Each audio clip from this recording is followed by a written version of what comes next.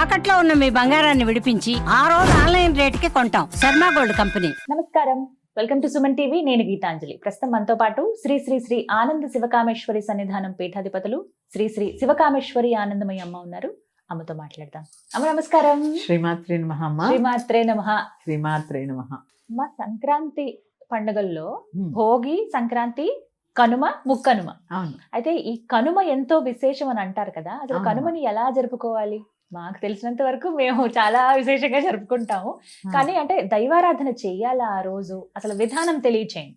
భోగి రోజు చెప్పారు చాలా బాగా, అలాగే పాటించాము. సంక్రాంతికి అలా పాటించాము. మరి కనుమకి ఏం చేయాలంటారు? తప్పకుండా తెలియజేస్తానమ్మా. సుమన్ టీవీ వీక్షిస్తున్న ప్రేక్షకులందరికీ కూడా కనుమ శుభాకాంక్షలు.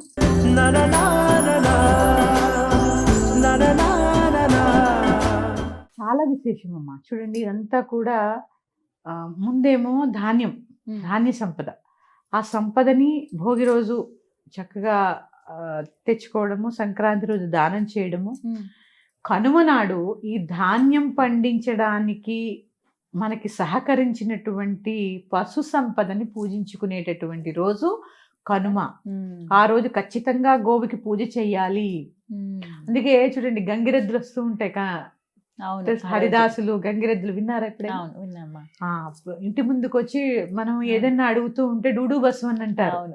మన ఇంట్లో ఉన్న వస్తువులన్నీ ఏదో కొంతగా ప్రణమో సమర్పిస్తే మనం చెప్పిన దానికి వాళ్ళు కొన్ని ఇలా అంటూ ఉంటారు. అంటే భగవంతుడిని మనల్ని ఆశీర్వదించాడనడానికి గుర్తమ్మా. ఎందుకంటే శివుడి యొక్క వాహనం కదా నందీశ్వరుడు. ఆయన యొక్క అనుగ్రహం లభించిందని అర్థం. ఆ యొక్క గంగిరెద్దులు రావడము, వాళ్ళు చక్కగా ఇంటింటికి ఆపుకుంటూ వెళ్తారు ఆ గంగిరెద్దుల్ని. హరిదాసులు అయితే ఆగరు. ఏ ఇంటి దగ్గర అలా వాళ్ళు హరిదాసులు నామకీర్తన చేసుకుంటూ వెళ్ళిపోతుంటే మేము చిన్నప్పుడు వాళ్ళు వెనకాలే పరిగెట్టుకున్నామా. మా ఊర్లో ఆయన పెద్ద గవర్నమెంట్ ఎంప్లాయీ అయినా కూడా వాళ్ళ సాంప్రదాయం అనమాట, వాళ్ళ కులవృత్తి.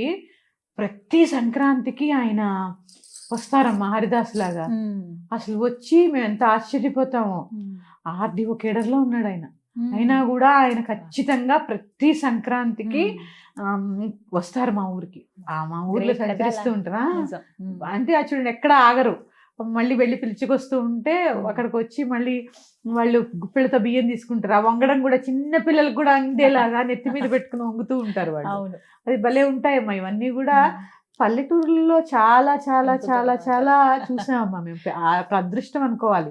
ఆ పల్లెటూరు వాతావరణంలో పుట్టడం, పెరగడం అది చాలా ఒక రకంగా చాలా అదృష్టం. ఇవన్నీ ఇప్పుడు పిల్లలు ఏవి చూడలేకపోతున్నారు.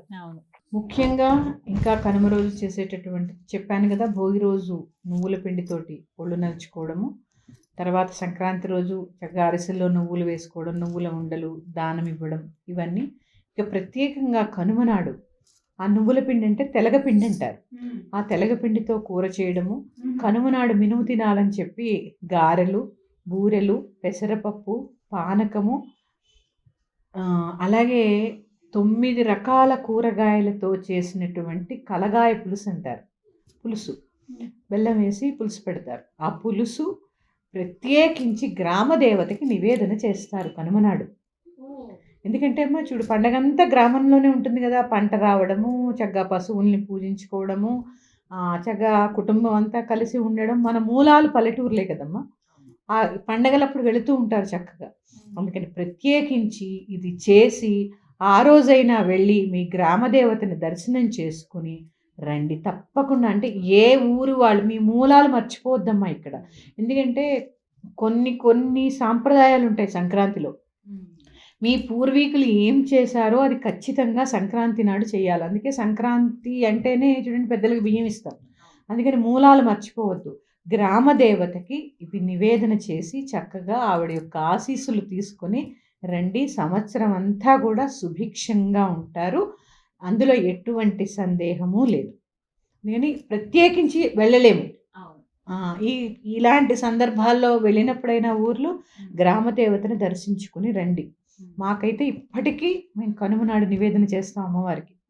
ఒకవేళ ఇంటికి వెళ్ళలేకపోయినా ఇక్కడే అన్నీ చేసుకొని అమ్మవారికి పసుపు గౌరీదేవిని చేసుకుని, ఆవిడే మా గ్రామదేవత పోలేరమ్మ, ఆ పోలేరమ్మకి నివేదన చేస్తాం.